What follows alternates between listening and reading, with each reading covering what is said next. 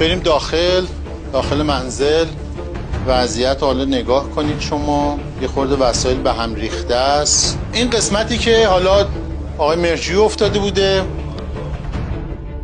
سردار قنبری و ما میبینیم اینجا، رئیس پلیس آگاهی و کل همکارانمون تلاششون بر اینه که هرچه سریعتر بتونن به یک نتیجه مطلوب برسن. یک گروه و یک تیم خاص در حال تجزیه و تحلیلش هستن همین الان در حال حاضر. ما یک آثاری از خود دست مقتول پیدا کردیم، احتمال میدیم مال قاتل باشه. فقط اینو بگم که الان در حال حاضر همینجا 30-40 تا بچه مامورای پلیس آگاهی حضور دارن صحنه رو بررسی میکنن. یعنی از دیشب اگه اشتباه نکنم، از دیشب ساعت خدا قوت میگیم بهشون، هیچونه تخریب روی این در صورت نگرفته. یعنی در یا باز بوده یا اینکه بسته و قفل نبوده. به طور کلی دربه‌های ورودی اینجا باز بوده. باز بوده سردار؟ باز نه اینجوری که مفتوح باشه. بازور نیومدن. آره بازور داخل نیامدن، قفل نبوده. تشخیص ما اینه که درگیری اولیه اینجا رخ داده. درگیری اولیه که اینجا رخ داده، خب معلومه این به صورت دمر رو به اینجا افتاده. خانم اومده اینجا رفته داخل اون اتاق.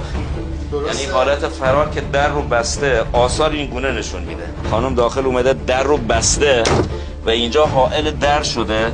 دقیقاً این لکه‌های خونی که ریخته شده میتونه مال اون باشه که اونجا احتمالاً ضربه، ولی چرا از اونجا تا اینجا هیچ آثاری خون ریخته نشده؟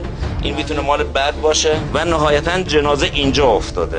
10:30 شب به 110 ما تماس حاصل شده دختر ایشون که رفتن گالری نقاشی 2:30 از خونه خارج شدن و ساعت 10:30 زمانی که مراجعه میکنن با این صحنه مواجه میشن. یعنی دنبال پولی بودن یا نه همین؟ شاید دنبال پول، مدارک میتونه همه اینها باشه.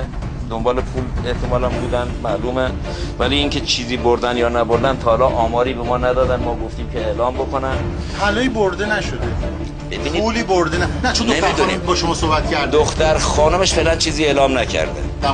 در مورد سرقت هیچ اعلام نکردن. میشه زمانش اعلام کرد که به نتیجه به نظرشون برسید؟ گرچه میگم به نظرشون مشخصه که به نتیجه برسید. ما در مجموع هیچ وقت در تحقیقات پلیسی و جنایی نمیتونیم زمان دقیق رو مشخص بکنیم، ولی عزمی که همکاران ما جزم کردن بابت این موضوع، تمام توان علمی آزمایشگاهی و فنیمون رو به کار گرفتیم. انشالله بتونیم در زمان کوتاهی انشالله نتیجه رو بگیریم، چون الان تجزیه تحلیل های فنی و آزمایشگاهی ما شروع شده. تا جواب اونها رو ما متوجه نشیم نمیتونیم زمان دقیقی رو اعلام بکنیم. داوود فتحعلی زاده، خبرگزاری پلیس.